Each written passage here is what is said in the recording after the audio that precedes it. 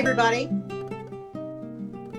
Thank you so much for joining us today for a special edition of Little Italy of Los Angeles podcast. And I am honored to welcome our special guest, Emanuele Filiberto of Savoia, also known as the Prince of Venice. Thank you so much for joining us today. Hello to everyone. It's a pleasure and an honor to be in your podcast. And Absolutely. To speak to all our Italian friends, and not only Italian, American friends, through the Little Italy podcast. Absolutely. So much for us to talk about. You've got a wonderful charity that we're going to be talking about, the Savoy Foundation. So we'll be talking about that, talking about your family from Italy. You're also, you were born in Switzerland, and also talking about some of your business ventures here right in Los Angeles, the Prince of Venice food truck, the coolest thing ever, and also your upcoming restaurant that I think you're going to be opening next month right near UCLA, the Prince of Venice restaurant, correct? Yes, this is correct. I will open after 3 years of fantastic success with the Prince of Venice food truck, where we were serving fresh handmade pastas in the streets of Los Angeles. We decided to create and to start a brick and mortar restaurant, we found a wonderful location in Westwood on Broxton Avenue, 1091 Broxton Avenue, just next to UCLA Medical, and I'm super happy that I think we'll be able to start around the 10th of November. That's extraordinary. But let's talk a little bit about your truck and back it up a little bit, because weren't you out in downtown LA having a great time and you wanted something to eat and you went to some food trucks thinking, these aren't really so great. I'm going to start one myself. Tell me how it started. It's not exactly like this. It was not downtown. It was at Paramount Studios. Oh. And it was for a big event. And I arrived with a friend of mine.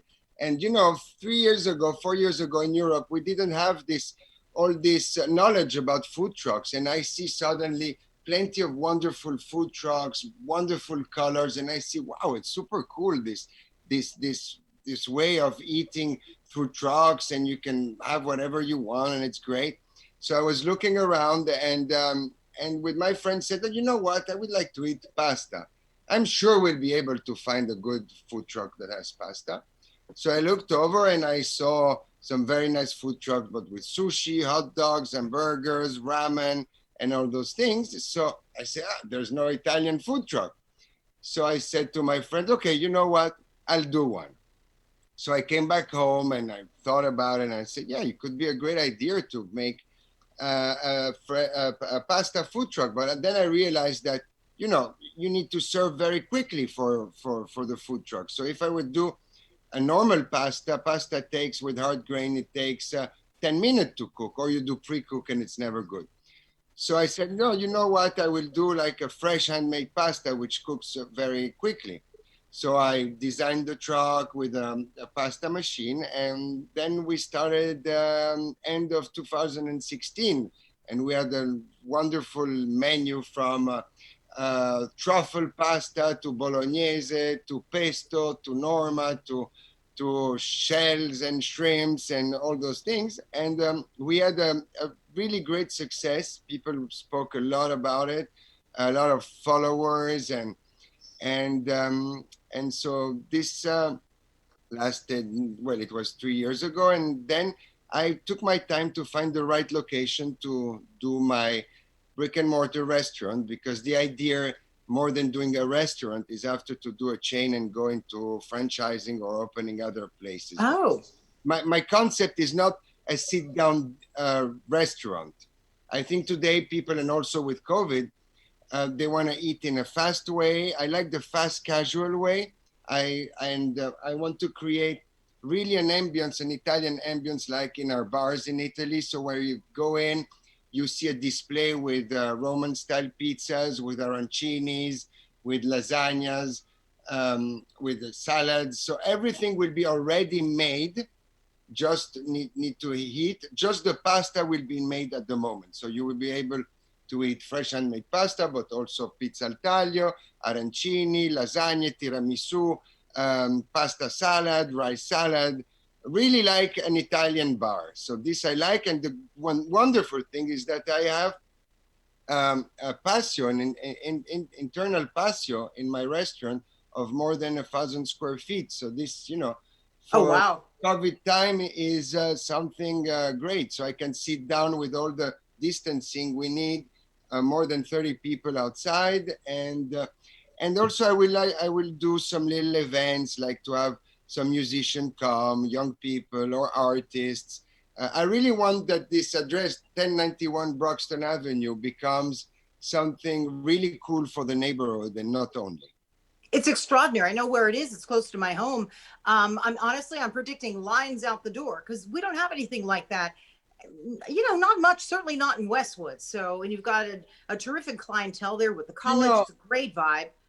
Go ahead. we never know what will happen with. I'm very stressed. I really wanted to do this, even because a lot of people told me, COVID, it's a difficult moment. But I think it's in difficult moments that good ideas come. And if I can, with my little place in those difficult moments, hire 10 people and make work people and make the community happy. There's not a lot of places where, as you said, you can eat good Italian food and fresh Italian food in this kind of way. You have wonderful Italian restaurants in Los Angeles, but not in a fast casual way. So, I'm happy to do it, but I'm a bit stressed because I don't know if what about the pandemic, what will happen. I just now finished watching the president of France saying that France will be shut down again now, total lockdown from Friday. So, hopefully in America, we could do a better job and continue to be careful but to continue living a normal way. So we'll Well, see. yeah, the good news is, at least here in Los Angeles and in California, outdoor dining and outdoor events so far have been doing okay. So we'll keep our fingers crossed. I want to get back for a second to your truck. You know what the coolest thing is about your truck? You bought, what, a 100-pound pasta machine, and you just crank it out yourself. I mean, guys and gals, we're not talking, pasta that's from a box. You're just hand No, making it yourself. That's like amazing. There are no we're food talking trucks that are doing we're that. talking about pasta made on the truck, like pasta will also be made in the restaurant, but with all our products. So we have this wonderful grain from Molino in Italy, which is a super light farina grain. We have this incredible olive oil that comes from Italy. But I don't only want to take Italian products, because I think in Los Angeles and in farms and in a lot of places you have great products. So I really want to be the best of Italy meets the best of Los Angeles. For example, you have good tomatoes, you have good basil, you have good meat in Los Angeles, you have wonderful vegetables. All our products are organic. You have wonderful eggs in Los Angeles, cage-free eggs. So what I can buy in America, I'll buy in America. What I can bring from Italy, which I think is better, like olive oil, like truffles, like flour. Flour, I think you say, grain flour. I bring it from Italy. But so everything is controlled. You're eating something that, like our grandmothers could do. Speaking of your grandmother, your Yeah. grandparents, what a great segue. Thank you for that.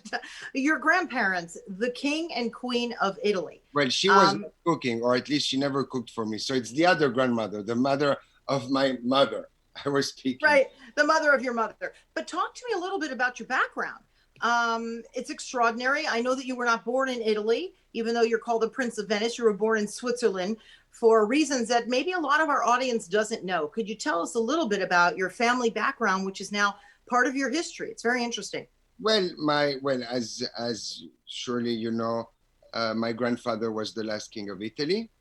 And in 1946, Italy voted for republic. But to ensure that republic had the strength to grow, they put in the Italian constitution, the new Italian constitution, an exile law. But the exile, I was not born. It was we're speaking about 1946. But in the law, it was written that the king, the queen, and all the male descendants, so all the people that could potentially become king one day, could not go back in Italy. So I was in exile. I was born in Geneva, Switzerland. where I did all my studies, and that is why, yeah, I was in exile. And then after, in December 2002, the Italian government and the parliament and the Senate um, uh, voted for us to come back to Italy. So since 2000 and 2002, 2003, I'm a normal Italian citizen. Wonderful. But as a little kid, didn't you say to yourself, gosh, I didn't do anything. I want to be able to go to the country that belonged to my predecessors, right? So what was it like as a little kid when you wanted to go, but you couldn't? Well, this is true. It was very difficult to understand why all this, and why a little kid of 10 years old, or 7 years old, before it was difficult to understand, could not enter in his country. A lot of Italians used to come to my house in Switzerland. There was a lot of events also with Italians, and I couldn't go. They could come and see me, but I couldn't go and see them. So it was very difficult to understand, mainly because you want to say, what did I personally do? But then after you learn history, I never understood, because I always thought it was a total nonsense. This exile law, at least for my father and for me. My father was 9 years old when he left Italy. So, but then you get habituated, and I cannot say I had a terrible exile or a difficult exile. There are people that need to leave their countries because of war or because of prejudice, and which go into other country with no money, no friends, and have to redo a life. I had a golden exile, as I can say. I went to a wonderful college. I had the love of my parents. I had the friends, but still something was missing, and the missing part was my country. Right. And that was at a time when post Mussolini, post World War II, your dad was a king. It was just a very my difficult. grandfather was the king. I'm so sorry. Yes, of course. Your grandfather was the king. So it was just a very, very difficult time, very chaotic in Italy. And that's, they voted them out. So no, you're yes, right. Because it was the end of the Second World War. Right. My great-grandfather arrested Mussolini before the end of the war, but it was too late, and then he left in exile in Egypt, and my grandfather became king. But everything already had changed. But the vote was a very, very narrow vote. Republic won with I think less than 2 million votes of difference. So really, wow. But what can I say? I don't like looking at the past and say, oh my God, it was much, much nicer when monarchy was there. Oh, if I would be the king of Italy. I'm a person that likes to go forward, to watch forward, and to do my own projects. And I think this is also why Italians discovered me and liked me, because I am a young guy like all of them. And then we'll speak about the television years. But I became very popular also for this. Yes, I have a very important family name, but I'm also a guy which you like to hang out with, because he's young and he's looking at the future, and he does all those wonderful projects. Look, you're a lot of fun. You do a lot of philanthropic stuff. Let's get to your TV work. So you were able to get back into Italy around 2002, 2003. You married a beautiful French actress. You married her in Italy, correct? Yes, we married in Rome, in Santa Maria degli Angeli. It was the first royal wedding after my grandfather in Italy. So that must have been extraordinary. This wonderful church, which my great-grandfather got married in, Santa Maria degli Angeli, and there was, I think, more than 30,000 people outside the church. It was a beautiful moment. And then was born two wonderful girls, Victoria and Luisa.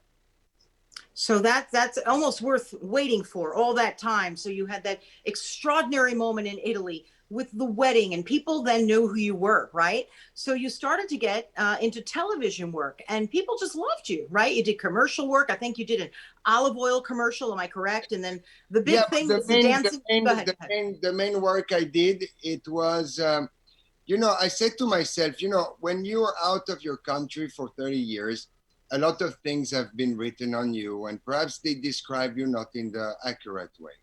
So when I had the proposal from Mili Carlucci of Dancing with the Stars in Italy to participate to Dancing with the Stars, well, I really thought about it, but I think what best way for me to present myself to Italian is to participate to Dancing with the Stars and to enter in 10 million's home every Saturday.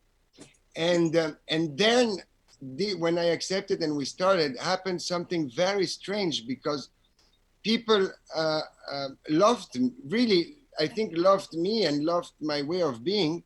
And since the first week, my, how do you say, vote by phone, the televoto, you know, when the public votes for kicking people out and in, just for me represented more than 50% of the 12 other candidates. So it was something incredible. You know, I had the world records of the votes in all Dancing with the Stars, included America. I did more than 1,500,000 votes. Wow. And That's, which but you know, that must have felt pretty good because, you know, your young life, you weren't able to come back to Italy. Now you come back to Italy and they embraced you. They loved you, right? I just think that must have felt, that really must have felt pretty amazing, right? No, it was great. It was super nice, but it was also hard because, you know, with all the work with all the people that were following me, I also wanted to do something nice. I could have stayed and say, okay, I have the public behind me, so I can not. But I really wanted to become one of the best, and to also by thanking them of doing. So I worked a lot my dancing skills, and it was quite tough. And then you did very well. I was so impressed because I looked some of it up. It's extraordinary, but go ahead. After the success of Dancing with the Stars, I had a lot of proposal on television, and I hosted Miss Italy. I hosted 2 music shows for Rai. Then I hosted the European version of Amazing Race. Then I did some, I created also some TV formats. So yeah, I did something like 5, 6, 7, well, yeah, 5, 6 years of TV. Oh, extraordinary. So, but Dancing with the Stars put you on an international stage, right? Which then got you noticed over here in the United States by Hollywood. Is that correct? Well, you know, the first the first proposal I ever had in TV was in Los Angeles because they wanted me to do The Bachelor. Oh. This nobody knows. So I was flown in. I think it was ABC. I don't remember who did it. And they wanted to do this young celibate prince that meets I don't know 10, 20. I don't know how many women there were, and then to organize this wedding after. But fortunately or unfortunately, I was engaged with my wife Clotilde, and she just was pregnant, so I could not accept the offer of the. Nope, that would not have gone very well with the wife. I don't think so. No, good decision. No, when I think I could have been quite an important move for the American market to do this, but you know, there's other ways. Now I'm doing it in a business way. Yeah, which is actually extraordinary what you're doing. So then that didn't work out, but then. How did you end up deciding? I know because you already told us why you did the truck, but did you want to do more television work, or you just said, you know what, let me pivot and do something else? No. Did it take a while to get your footing here and figure out what you wanted to do here in the U.S.? No, it was for me, it was 2 different things. You know, Italy, I was doing it in Italy, like the other things that I do in Italy. And when I came here, I found, you know, this idea, and I thought it was a great idea. So I started my business here. You know, I always think that you must follow and try to follow your dreams and your ideas. And on 100 ideas, perhaps one will work, but it will be the good one. So if you can, you should really do whatever you think and you have in your mind, because if it stays in your mind, it can never succeed. If you give the opportunity to do it and to have a concrete thing, perhaps it will be the success. So, you know, I did it and I followed what I thought was a good idea, and it seemed to be a great idea. Let's talk about the Savoy Foundation, which is what it's called here in the States. In fact, you've raised money for a very, very dear friend of mine, Bruno Serato, with the Caterina Club. He feeds literally thousands of kids who are, you know, impoverished a day, not a week, but a day, which is pretty incredible, because we also do quite a lot of fundraising for him ourselves. So I was so excited to hear that you work with him, but you work with all sorts of folks here, right? Tell us a little bit about the foundation. Yes, well, Bruno is someone I really love, and he's doing an incredible job. He fed more than he gave pasta to more than 1 million people, I think, already. People in need. He feeds, like you say, thousands a day. He also provides shelters for people in need, and he's doing it with his heart, and he's memory of his mother, which was called Caterina. So he's a great guy, and really I can't thank him enough of what he's doing. So I was very happy with the Savoy Foundation to help him. So now it's the second year that we raised some money for him, and we're very happy to do. But the Savoy Foundation in America is also very active in New York, where we raised money for the New York Funding to provide summer camps to young people in need, or people that doesn't have the same chance that we have. We also have 2 scholarships that we're doing with the Savoy Foundation. And we have also a little bit of other projects. This is what we do, let's say, in America, but the Savoy Foundation, let's say, headquarters, which is in Switzerland, and it's our dynastic order. We are very active in Italy with more than 21 delegations in all the regions of Italy, where we do things. We raise money for cancer, we raise money for young people, we raise money for a lot of different projects in all regions in Italy, and we are also in 18 different countries around the world. For example, in Brazil, we do we have a project for therapy with horses for handicapped people. In Japan, we have an educational program. We have plenty of other different projects. And also, I'm very happy and proud because I'm the first non-American person, which I received last year, the volunteer award, the golden medal of the volunteer award by the President of the United States. Extraordinary. Absolutely. And of course, you appeared at our Little Italy of Los Angeles fundraiser last year over at the San Antonio Winery, which is where our dear friend Joe Buscaino gave me also a wonderful, not an award, but a riconoscimento of the city of Los Angeles. So extraordinary.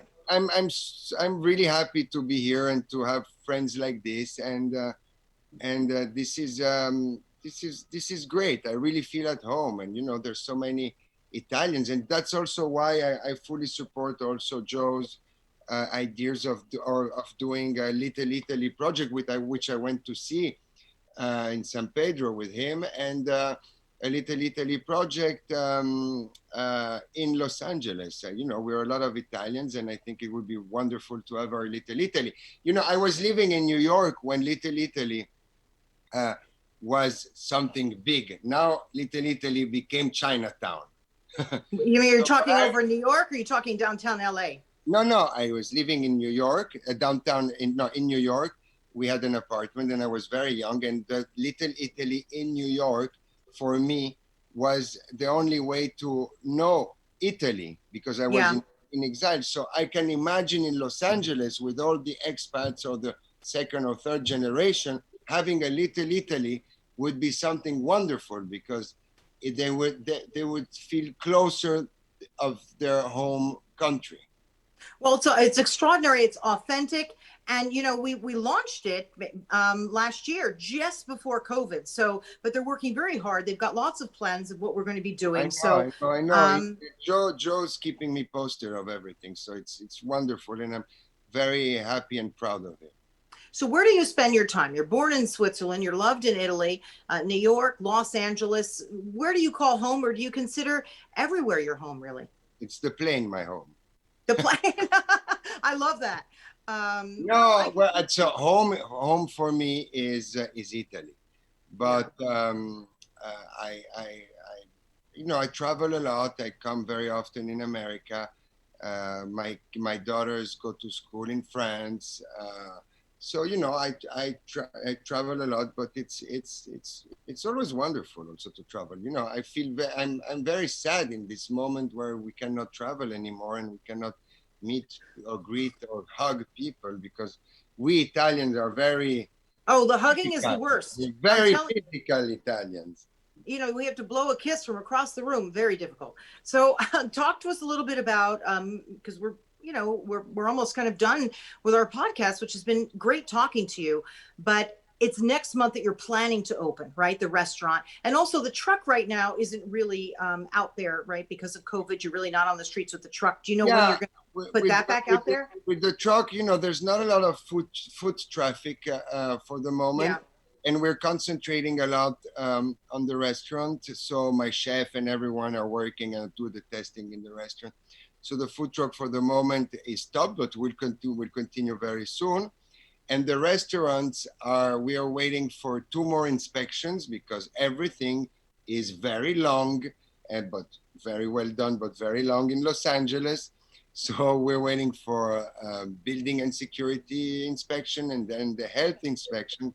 So hopefully I'm ready. Hopefully by November 10th, we'll be able to open. I won't do a grand opening because COVID does not allow, Oh, but bummer. everyone will be able to come and to feel in Italy. And the best way to follow everything is on our website, which is princeofvenice.us, www.princeofvenice.us. You have our menu, you have everything. Right, and also on Instagram where you have all the photos of what you cook, which is extraordinary. And you do cook, right? I don't think you necessarily cook all day in the truck or at the restaurant, but you enjoy cooking, you told me.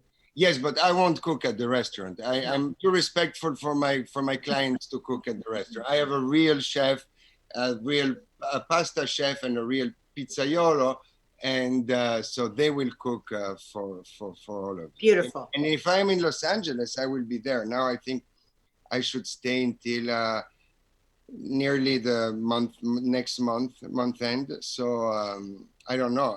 I for the moment I'm staying here. I had the chance to be able to come in America because it's very difficult in Yeah. this period. So You've got to see it open. Well, it's been wonderful to talk to you. It's really been an honor to thank you. It speak was to you on the podcast. wonderful for me too, and I hope to have you all in the restaurant and to see you all at an hopefully next Little Italy event. Absolutely. At the Little Italy event at your restaurant over there in Westwood on Broxton. Emanuele Filiberto of Savoy. I call you Prince. So, and all of your social media is Prince of Venice, right? So it's really easy to find you on Instagram, on Facebook. No, my personal Instagram is I think EF Savoia, and Oh, right. the restaurant it's at Prince of Venice Food Truck. Yeah, so please follow him. Please follow the restaurant, the food truck, all of it. And again, thank you so much for joining us. It was Thank you really a very much. pleasure. It was really a pleasure, and have a great day and a great Halloween. Oh, that's right. A wonderful And don't forget, Halloween. be safe. Be safe. Wear mask. Wash hands. Don't hug people. Stay the social, how do you say it, security, distancing, and be safe. But enjoy Halloween. This will pass, everyone. Eventually it will pass here, Italy, and around the globe. But you're right. Be safe. So thank you for those kind words. And thank you, everybody, for joining us on the Little Italy of Los Angeles podcast. It was a special edition podcast. We were fortunate enough to have the Prince join us. So thank you for giving us the time to talk about everything you're working on. And make sure you join us at the restaurant. It's going to be lots of fun. Just look it up. And my name is Deborah Zara Cobell. You can find this show on our Facebook, on our Instagram, on our YouTube, and just anywhere that you get your podcast, you'll find us. So thanks again for joining us, and we'll see you next time. Bye-bye. Ciao. Ciao.